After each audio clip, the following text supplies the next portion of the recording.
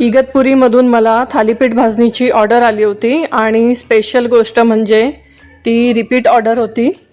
जेव्हा repeat customer परत order करते ना तेव्हा वेगळंच वाटतं, कारण याचा अर्थ असा होतो की त्यांना तुमचं प्रॉडक्ट खरंच आवडलं आहे। मलाही बरं वाटलं होतं ऑर्डर बघून, पण ऑनेस्टली मला असं वाटलं नव्हतं की पार्सल पाठवायला एवढा उशीर होईल। नमस्कार मंडळी, मी चैताली, मी नाशिकमधून आणि माझा स्मॉल बिझनेस आहे थालीपीठ भाजणीचा।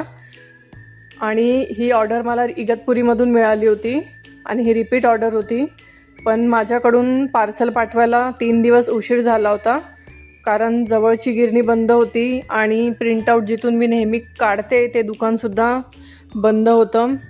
त्यामुळे मला खूप लांब जावं लागलं होतं प्रिंटआउट काढायला, आणि भाजणी दळायला पण मला घरापासून लांबच्या गिरणीजवळ म्हणजे कृष्णनगरमध्ये जावं लागलं होतं।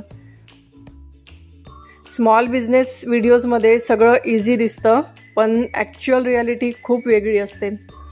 धान्य आणणं, भाजणी बनवणं, आधी धान्य आणणं, निवडणं, मग ते भाजणं, आणि त्यात आटा चक्की नसेल तर मग गिरणीतून भाजणी दळून आणणं, त्यानंतर पॅकिंग